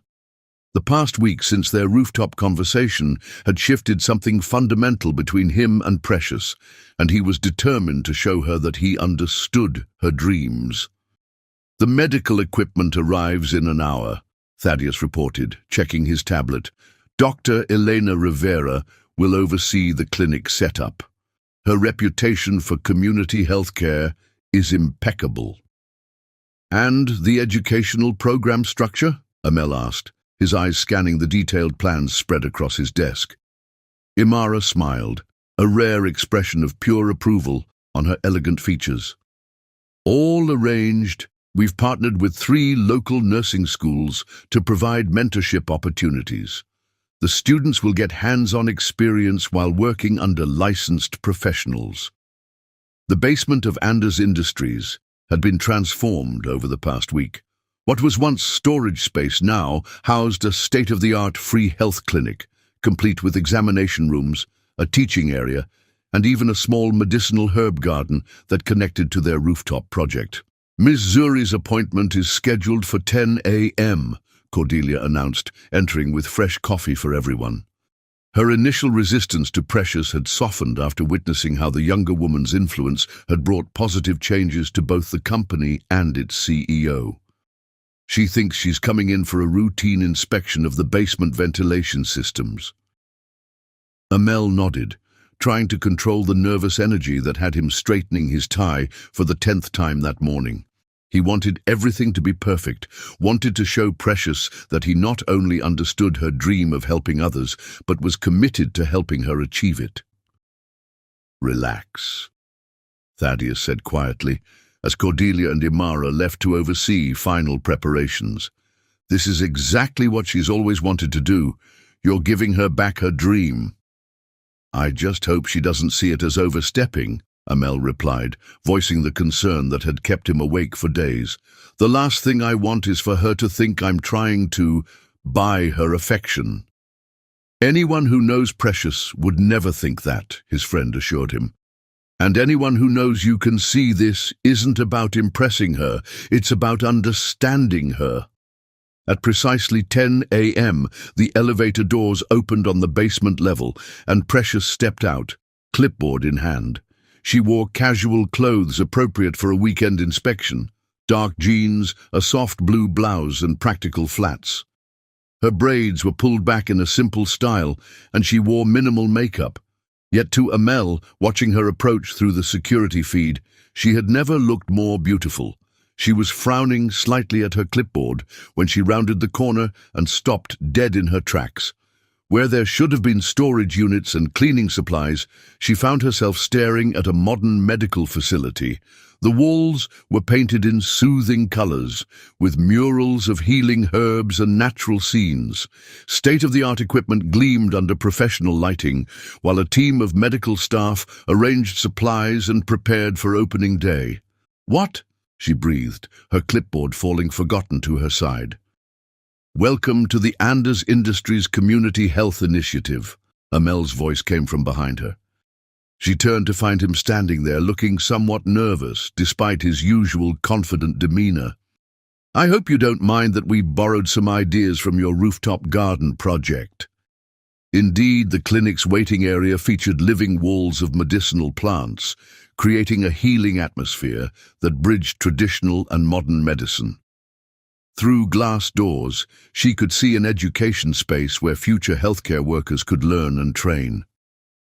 "I don't understand," she said, though her heart was racing with growing comprehension. "How? Why?" "Because you were right," he said softly, moving closer. "Healing isn't just about prestigious careers or medical degrees. It's about being present, about helping people in whatever way we can. He gestured to the space around them. This clinic will provide free healthcare to the community, while also offering educational opportunities for aspiring medical professionals who might otherwise face the same impossible choice you did. Precious felt tears welling in her eyes as she took in every detail. The herb garden that would provide natural remedies, the comfortable consultation rooms designed to put patients at ease, the teaching areas where students could learn and grow. "You remembered," she whispered. "Everything I said about wanting to help people, about making healthcare accessible." "I listened to you," he said simply. "Even when you think I'm just being polite, even when you're talking about soil pH levels or proper pruning techniques. I hear you, Precious. I see you." The words hit her heart like a physical force. In a world where so many people had dismissed her dreams or tried to reshape them into something more suitable, here was a man who had taken those dreams and helped them bloom. "Dr. Rivera," Amel called out, and a distinguished woman in her 50s approached them. "This is Precious Zuri, our sustainability director, and now, if she's willing, the coordinator for our educational outreach program." "Ms. Zuri," Dr. Rivera said warmly, "I've heard wonderful things about your work with community gardens. I believe your expertise in natural medicine and sustainable practices will be invaluable to our program." Precious could barely speak past the emotion tightening her throat. This wasn't just a gesture of affection, it was a deep understanding of who she was and what she valued. Amel hadn't tried to simply resurrect her old dream of being a nurse. He had helped her create something new that incorporated all aspects of her journey. "Would you like a tour?" he asked softly. "There's more to show you." She nodded, not trusting her voice yet. As they walked through the facility, each new detail showed how much thought had gone into the project. The children's area featured interactive displays about healthy eating and garden science. The pharmacy included a section dedicated to natural remedies, complete with educational materials about integrating traditional and modern medicine. "The rooftop garden will supply fresh herbs and vegetables," Amel explained as they reached the connecting greenhouse. "We've already partnered with local schools to provide educational programs about nutrition and sustainable agriculture." "This is—" Precious stopped, overwhelmed by the scope of what he had created. "Amel, this is more than I ever dreamed possible." He turned to face her fully, his expression more open and vulnerable than she had ever seen it. "You gave me back my ability to dream, Precious. To see beyond profit margins and corporate strategies to what really matters. This—" He gestured to the clinic around them. "This is just me trying to return the favor." A commotion at the main entrance drew their attention. A group of nursing students had arrived for orientation, their excited voices filling the space with energy and possibility. Among them, Precious recognized several faces from the youth center where she volunteered. Young people who had feared their dreams of medical careers were out of reach. "You listened," she said again, tears finally spilling over. "You really listened to my dreams." Amel reached out slowly, giving her time to pull away, and brushed a tear from her cheek. "How could I not? You've been listening to mine since that first morning among the orchids, even when I didn't know I still had any." The touch of his hand on her face sent warmth spreading through her entire body. Around them, the clinic hummed with preparation for opening day, but in that moment they might as well have been alone in the world. "Thank you," she whispered, leaning slightly into his touch. "Not just for this, but for seeing me. The real me. Always," he promised softly. And in that one word was every declaration of love neither of them was quite ready to voice aloud. The moment was broken by Thaddeus clearing his throat nearby. "Sorry to interrupt, but Dr. Rivera needs some final approvals before we open tomorrow." Precious stepped back reluctantly, wiping away her tears with a small laugh. "I must look a mess." "You look beautiful," Amel said with such simple honesty that her heart skipped a beat. "Go on, help them get everything ready. This is your project now, too." She gave him one last wondering look before joining Dr. Rivera and the staff, her natural leadership abilities immediately coming to the fore as she helped organize the final preparations. Thaddeus moved to stand beside his friend, watching Precious guide the nursing students through the herb garden with infectious enthusiasm. "You know," he said thoughtfully, "in all the years I've known you, I've never seen you put so much thought into a gift." "It's not a gift," Amel replied, his eyes never leaving Precious. "It's a future, one I hope we'll build together." As the day progressed, the clinic came fully to life. Community members who had heard about the project began stopping by, curious about the new facility. Precious moved among them with grace and purpose, her joy in the project evident in every interaction. By sunset, when most of the staff had gone home, she found Amel in the herb garden, examining a lavender plant with careful attention. "You've created something miraculous here," she said softly. He turned to her with a smile that made him look years younger. "No, we have. Everything I build from now on, I want to build with you." The words hung in the air between them, heavy with promise. And this time, when he reached for her hand, she met him halfway. Chapter 9. The Storm. The autumn rain lashed against the windows of Anders Industries, matching the tension that crackled through the executive floor. Precious stood in her office, watching water stream down the glass, while her mind tried to process the morning's events, the peace they'd found in recent weeks, the quiet joy of building something meaningful together, had been shattered by a single email. Valencia Pierce was back in Seattle. The news had spread through the company like wildfire, carried on whispers and worried glances. Even those too young to remember the original scandal knew the story. The beautiful socialite who had nearly destroyed both Anders Industries and its founder through a carefully orchestrated campaign of seduction and corporate espionage. Now, 25 years later, she wanted to make amends. "It's a trap," Thaddeus had declared immediately upon hearing the news. "She's seen the company's recent success in the press, especially the sustainability initiatives. She's looking for another angle." But Precious's concern wasn't for the company. It was for Amel. She'd seen his face when Cordelia delivered the message, seen the old pain flash across his features before his corporate mask slammed back into place. He'd immediately thrown himself into meetings, avoiding any opportunity for private conversation. A knock at her door interrupted her thoughts. Imara entered, her usual elegance somewhat tense around the edges. "She's here," the HR director said without preamble. "In the lobby, asking to see you specifically." Precious felt her heart skip a beat, but her voice remained steady. "Not Amel?" "Oh, she asked for him too," Imara replied with a grimace.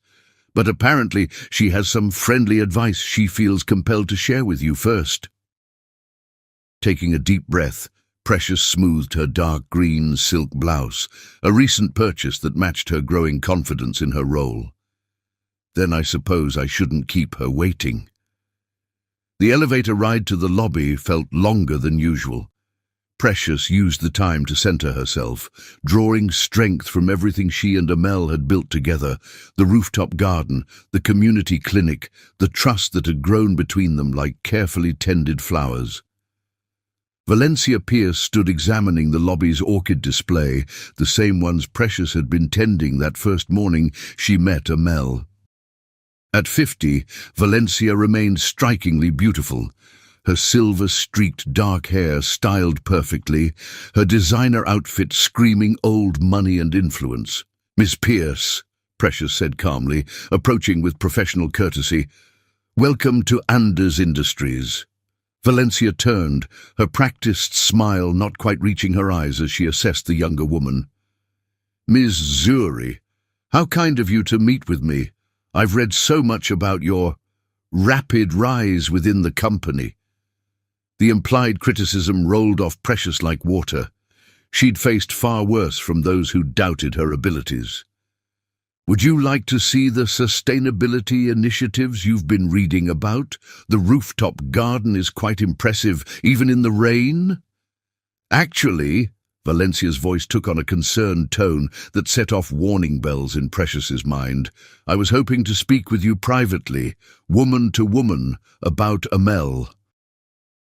They settled in one of the lobby's private meeting areas, the rain creating a steady backdrop to their conversation.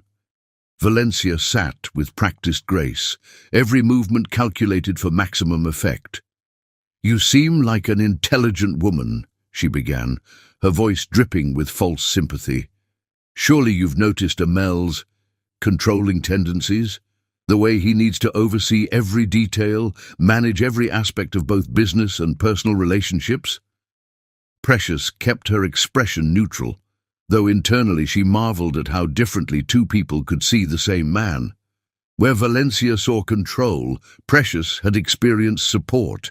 Where the older woman perceived manipulation, Precious had found genuine understanding.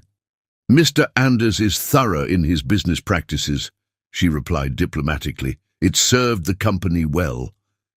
Valencia's smile turned predatory. "Oh, my dear, you're still in the golden phase, aren't you? When every gesture seems romantic rather than calculated.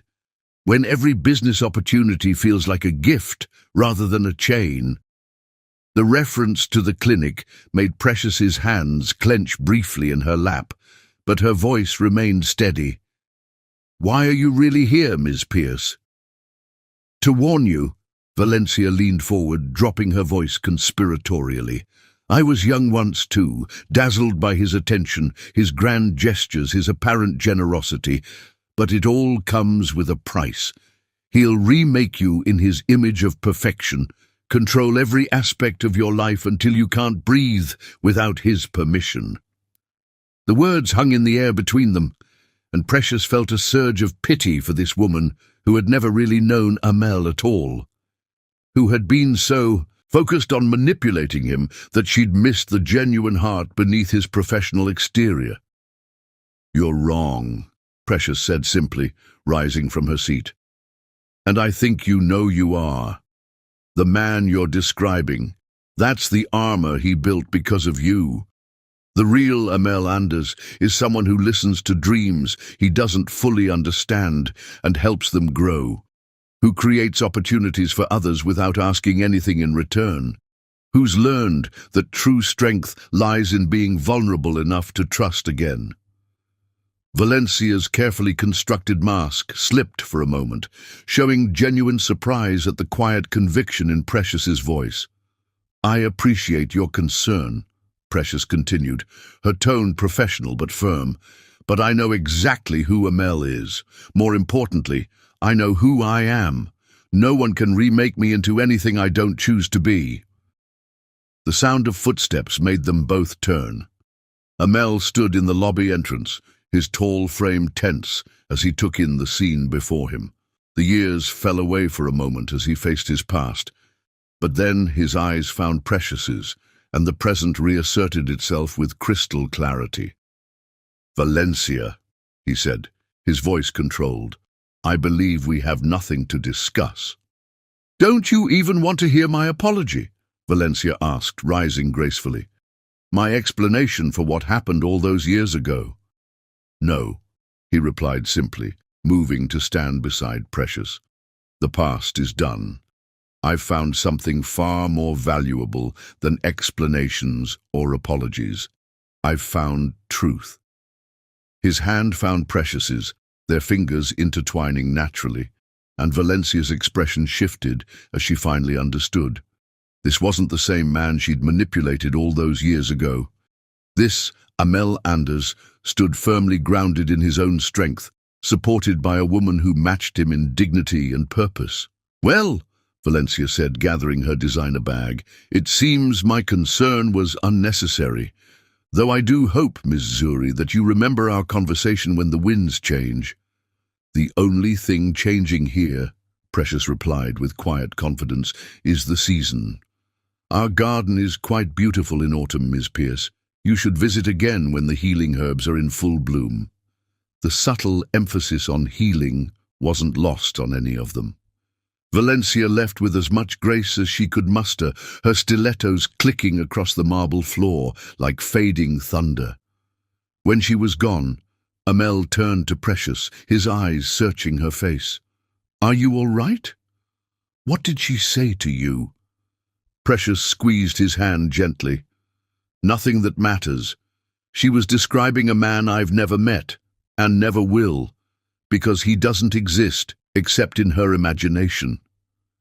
The tension in his shoulders eased slightly. "When Cordelia told me she was here to see you, I thought that I might believe her version of you over everything I've seen with my own eyes." Precious shook her head with a small smile. "Amel, I know who you are. I've seen your heart in every detail of the clinic, in every support you've given to your employees, in every moment you've respected my independence while offering your strength." He pulled her closer, resting his forehead against hers in a gesture of pure relief and trust. Around them, the rain continued to fall, but they stood in their own pocket of peace, stronger together than any storm from the past. "Thank you," he whispered, "for believing in the man I am, not the man she tried to make me." Precious reached up to touch his face gently. "Thank you for being exactly who you are, someone who helps dreams grow, even when they're not his own." The storm outside began to ease, sunlight breaking through the clouds to paint the lobby in soft gold. Like their rooftop garden after rain, something new had bloomed between them. A deeper trust, a stronger bond, a love that could weather any storm because it was rooted in truth. Chapter 10. Truth and Trust. The community health clinic buzzed with activity as Precious made her morning rounds. 3 months after opening, the facility had already become a vital resource for Seattle's underserved communities. Medical students worked alongside experienced professionals, while the waiting area was filled with patients benefiting from the unique blend of traditional and modern medicine. But today, something felt off.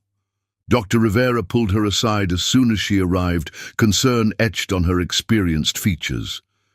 "We need to talk," she said quietly, leading Precious to her office. "There's an issue with the funding."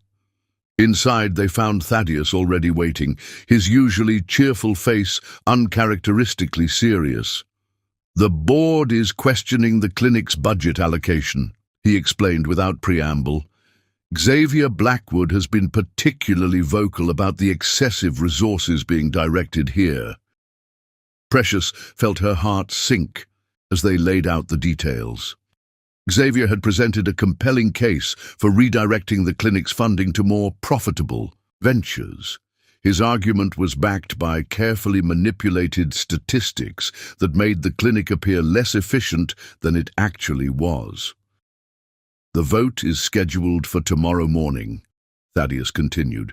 "Without those funds, we'll have to significantly reduce services, maybe even close the educational program." Precious thought of the students she'd mentored, the community members who relied on the clinic, the delicate balance of trust they'd built. "There has to be a way to show the real impact we're making here."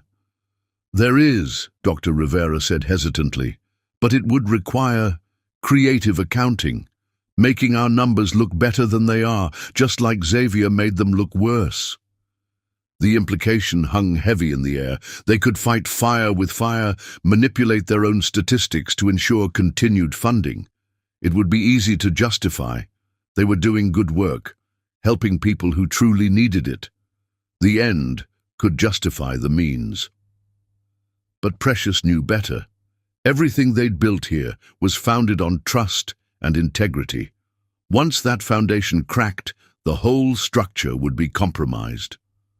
"No," she said firmly. We'll present the truth, every success, every struggle, every lesson learned. If we can't win this fight honestly, we don't deserve to win it at all. She spent the rest of the day gathering real stories, real data, real evidence of the clinic's impact. Students shared how the program had changed their lives. Patients testified about receiving care they couldn't have accessed elsewhere. Community leaders spoke about the ripple effects of having accessible healthcare in their neighborhoods.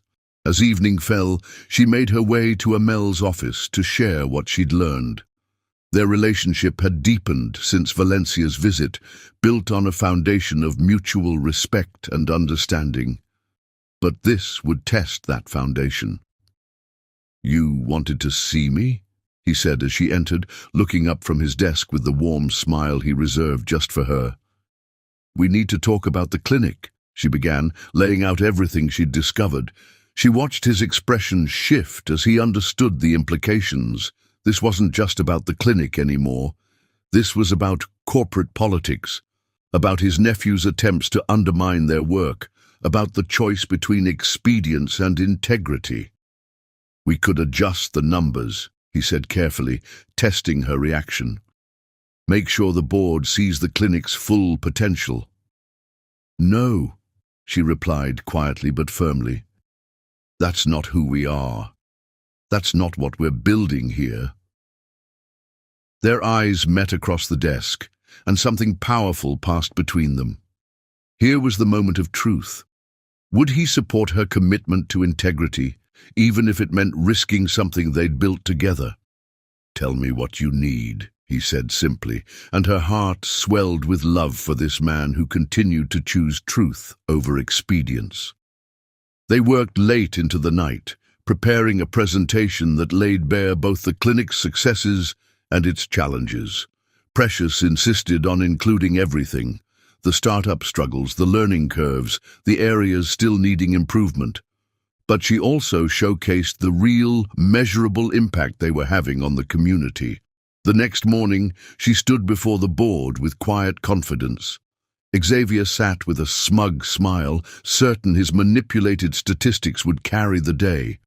But he hadn't counted on the power of truth told with conviction. "Ladies and gentlemen," Precious began, "I'm not here to show you perfect numbers or promise immediate returns. I'm here to show you something far more valuable, real change happening in real people's lives." For the next hour, she laid out their story. She didn't shy away from the challenges, but she also helped the board see the bigger picture: how the clinic was training the next generation of healthcare workers, how it was building trust with underserved communities, how it was pioneering a new model of integrated care that could be replicated across the country. "We could make these numbers look better," she admitted honestly. "We could manipulate statistics like others have manipulated them to look worse, but that would betray everything this clinic stands for. We're not just treating illnesses here. We're building trust, creating opportunities, growing something sustainable." She saw Xavier's smile fade as the board members began nodding along. Her honest approach had accomplished what his manipulation couldn't.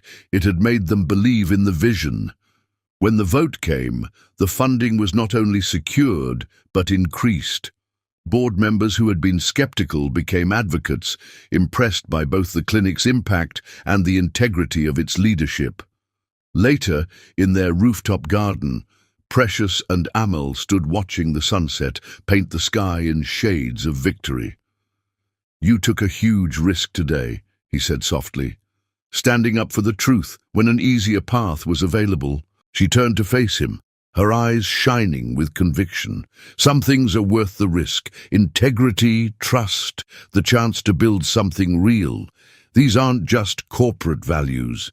They're the foundation of everything meaningful in life."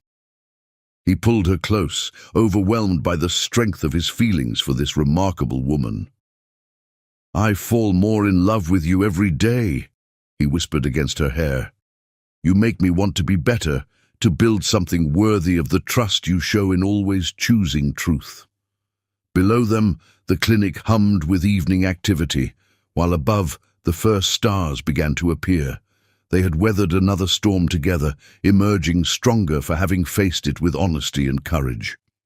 In the garden they'd created, surrounded by the healing herbs they'd planted together, Precious and Amel held each other close, knowing that their love, like their work, was built on the unshakable foundation of truth and trust.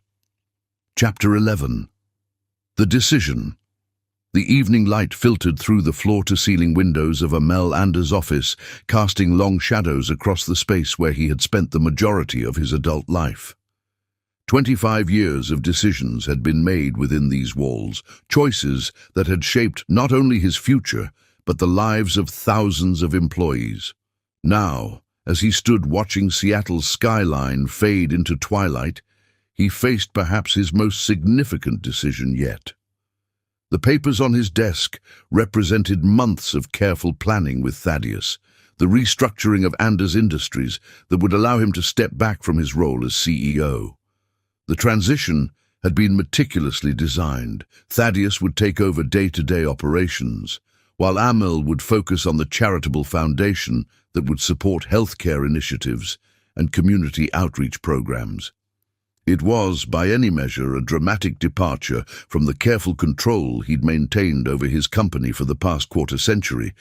Yet as he watched Precious teaching an evening class to aspiring healthcare workers in their clinic below, he felt nothing but certainty. The door opened quietly behind him, and Thaddeus entered, carrying 2 cups of their favorite coffee.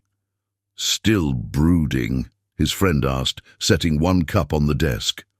"Reflecting," Amel corrected, turning from the window. "Did you finalize the Foundation's charter?" "Everything's ready." Thaddeus settled into his usual chair. "The Anders Foundation for Community Health will be able to support similar clinics across the country. Precious's model of integrated healthcare and community education will help thousands." The mention of her name brought a smile to Amel's face, something that happened with increasing frequency these days. Since the funding crisis, their relationship had deepened into something profound, a partnership that transcended both their professional and personal lives. "Have you told her yet?" Thaddeus asked quietly. "Not yet." Amel moved to sit behind his desk, his fingers tracing the worn edge where he'd spent countless hours building his empire. "I want everything to be in place first." "You know she wouldn't care about any of this." Thaddeus gestured to the papers detailing the restructuring. "She fell in love with you, not your position." The words hung in the air between them. Neither Precious nor Amel had said those 3 words yet, though they both felt them in every shared moment, every quiet conversation, every challenge faced together. "That's exactly why she deserves to have this done right," Amel replied. "No complications, no corporate politics, no questions about motivations or appearances." A knock at the door interrupted them. Imara entered, her elegant presence commanding attention, as always. "The board members are assembling for the evening meeting. Are you ready?" Amel straightened his tie and stood, gathering the papers that would change everything. "Yes," he said simply, and both his friends heard the weight of certainty in that single word. The boardroom was full when they arrived. Faces both familiar and new turned expectantly toward their CEO. Xavier Blackwood sat near the end, his expression carefully neutral, though his eyes betrayed his curiosity about this unexpected evening session. "Ladies and gentlemen," Amel began, his voice carrying the authority of 25 years at the helm, "thank you for coming at such short notice. Tonight, I'm announcing some significant changes to Anders Industries' leadership structure." He laid out the plan methodically, watching understanding dawn on various faces as they grasped the magnitude of what he was proposing. The creation of the foundation, the transition of power to Thaddeus, the new focus on community health initiatives. It was a dramatic departure from the pure, profit-driven approach that had dominated his early years. "But why?" Xavier interrupted, his voice sharp with disbelief. The company is more successful than ever. Why step down now? Amel's gaze swept the room, taking in the people who had been part of his journey. Because success isn't just measured in profit margins. 25 years ago, I lost sight of that. I built walls around myself and this company, focused solely on protection and control. But true strength, I've learned, comes from growing something larger than ourselves. Through the glass walls, he could see Precious in the clinic below, now consulting with Dr. Rivera about a patient's treatment plan. The sight of her, so confident and purposeful in the space they'd created together, reinforced everything he was saying. The Anders Foundation will work to establish integrated healthcare centers across the country, combining modern medicine with community education and sustainable practices. Each center will partner with local nursing schools and healthcare providers, creating opportunities for the next generation of medical professionals. The board members listened intently as he outlined the vision. A vision that had begun with a maintenance coordinator tending to orchids and grown into something transformative. Mr. Kingston has been preparing for this transition for months, Amel continued. He has my complete confidence, and I believe he will lead Anders Industries into an even more successful future. The vote that followed was largely ceremonial.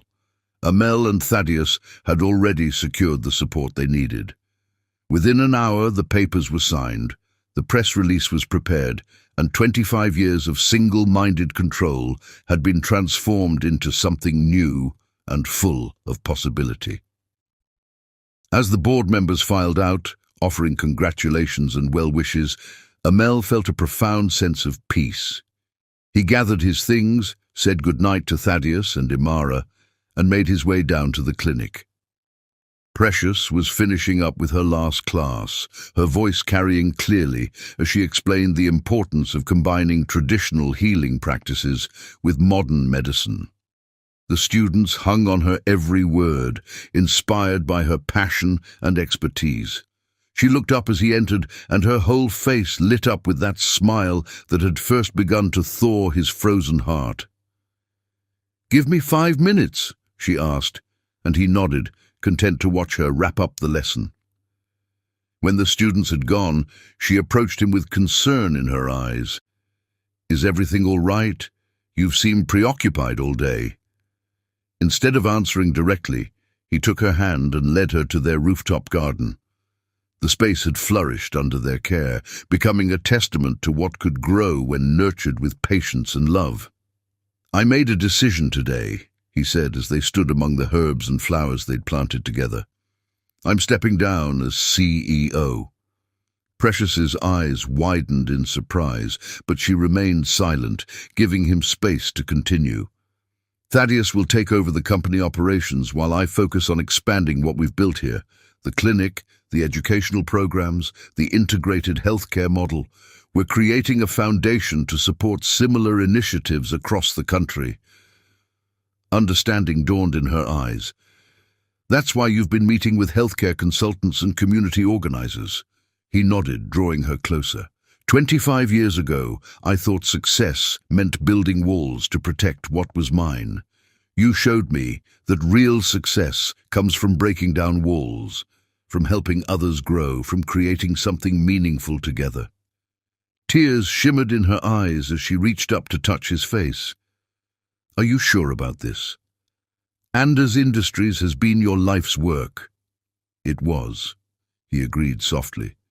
"But you've helped me find a new purpose, a better way to use everything I've built.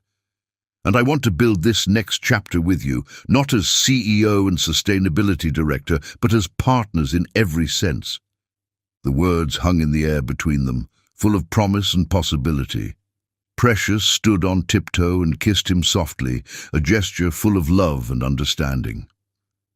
"Partners," she whispered against his lips, and in that word was every declaration of love they hadn't yet voiced. Above them, the stars began to appear in the darkening sky, while below, the clinic hummed with healing energy. They stood together in the garden they'd created, ready to grow something even more beautiful together. The decision had been made, not out of fear or protective instinct like so many choices in his past, but out of love and hope for the future. After 25 years of winter, Amel Anders was finally ready to embrace the spring. Chapter 12. New Beginnings. The rooftop garden of Anders Industries bloomed with life on a perfect Seattle spring morning. White orchids, the same variety that had witnessed their first meeting, decorated every corner, their delicate petals dancing in the gentle breeze. The space they had cultivated together had been transformed into an enchanted garden for the most important day of their lives. Wooden chairs arranged in elegant rows faced an arch woven with climbing roses and healing herbs from their garden. The city sprawled below them, but up here, surrounded by the flowers and plants they'd nurtured together, it felt like they were in their own private paradise. In a quiet room, several floors below, Precious sat before a mirror while Imara made final adjustments to her hair. Her wedding dress was elegantly simple, an ivory silk sheath that highlighted her natural grace. Around her neck hung her mother's restored wedding necklace, its delicate gold chain carrying generations of love and tradition. "Your mother would be so proud," Imara said softly, securing another crystal pin in Precious's intricately braided updo. "Not just of how beautiful you look today, but of everything you've accomplished." Precious touched the necklace gently, remembering all the dreams that had led her to this moment. "Sometimes, I still can't believe how much has changed in a year," she whispered. Indeed, the changes had been remarkable. The Anders Foundation had already established 3 new integrated healthcare centers in underserved communities across the country. The original clinic had become a model for sustainable healthcare, with medical students and community members alike benefiting from its innovative approach. A knock at the door revealed Dr. Rivera, beaming with pride. "The garden is perfect," she reported, "and your groom is practically wearing a path in the floor upstairs." Precious laughed, imagining Amel pacing in his office, the same office where he'd made the decision to transform both their lives. "Is Thaddeus keeping him calm?" "Trying to," Dr. Rivera chuckled, "though I'd say calm isn't exactly the word for a man who's been waiting 25 years to feel this happy again." In his office, Amel stood before his own mirror, adjusting his bow tie for the 100th time. His best man, Thaddeus, watched with amused affection. "I haven't seen you this nervous since the day you met her," his friend observed. "That's because nothing has ever been this important," Amel replied, his voice thick with emotion. "She changed everything, Thaddeus. She showed me what real strength looks like, not building walls but having the courage to let them fall." The office door opened and Cordelia entered with tears already in her eyes.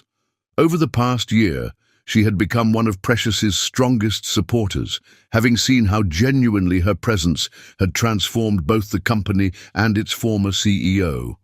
"It's time," she announced softly. The rooftop garden filled with their chosen family, clinic staff, students, board members, and community leaders whose lives had been touched by their work together. Xavier Blackwood sat near the back, his initial resistance having gradually transformed into grudging respect for what his uncle and Precious had built together. As the string quartet began to play, all eyes turned to the rooftop entrance. Precious appeared, radiant in her simple gown, carrying a bouquet of white orchids and healing herbs from their garden. But it was her smile, bright as the morning sun, that caught everyone's breath. Amel, waiting beneath the arch, felt his heart stop at the sight of her. In that moment, every wall he'd ever built, every fear he'd ever harbored, every doubt that had plagued him over 25 years of solitude, all of it melted away in the warmth of her love. Their vows were personal and profound, spoken from hearts that had learned to trust again. Precious, Amel began, his voice steady with certainty. 25 years ago, I forgot how to trust, how to dream, how to grow. Then you walked into my life, tending to orchids with such care, and showed me that the most beautiful things can bloom in the most unexpected places. You didn't try to break down my walls. You showed me how to grow something more beautiful in their place. I promise to spend the rest of my life helping your dreams grow, supporting your strength, and loving you with the same patience and care you've shown me. Tears shone in Precious's eyes as she spoke her own vows. Amel, when I first started working here, I thought I had to choose between my dreams and reality. You showed me that with love, patience, and trust, we can build something even more beautiful than we imagined alone. You didn't just give me back my dreams. You helped me create new ones, bigger ones, dreams that help others grow too.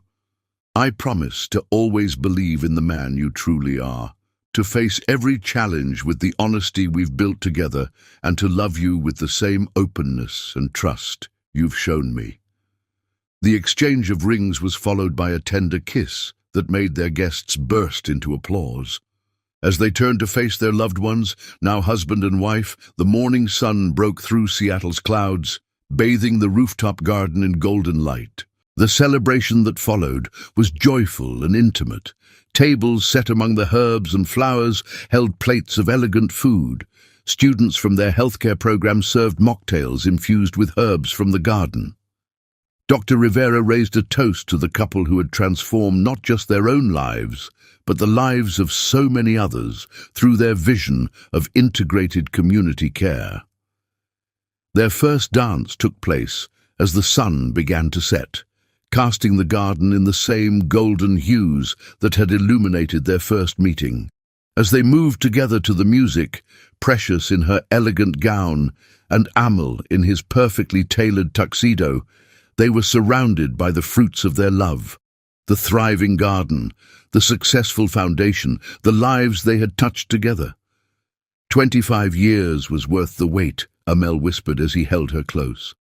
And this is just the beginning, Precious replied softly, her eyes shining with love and promise. Above them, stars began to appear in the darkening sky, while all around them, the garden they'd cultivated together released its sweet fragrance into the evening air. Their love story, which had begun with a chance encounter among orchids, had bloomed into something far more beautiful than either could have imagined. In the years that followed, the Anders Foundation would establish dozens more integrated healthcare centers across the country. Precious would complete her nursing degree while continuing to innovate in community healthcare education. Their rooftop garden would inspire similar projects in cities around the world. But on this perfect spring evening, none of that mattered. What mattered was the love that had grown between them, as steady and natural as the herbs in their garden, as healing as the work they did together, as real as the trust they had built day by day. They had proven that true love doesn't see titles or status, it sees the heart. And sometimes the most beautiful love stories begin in the most unexpected places, blooming like flowers in the cracks of carefully constructed walls, growing into something strong enough to heal not just two hearts, but an entire community. As night fell over Seattle, the rooftop garden glowed with strings of soft lights, like stars brought down to earth. Amel and Precious Anders stood among the flowers they had planted together, their love story a testament to the power of second chances, the strength of honesty, and the beauty that can grow when two hearts learn to trust again. Subscribe if you enjoyed.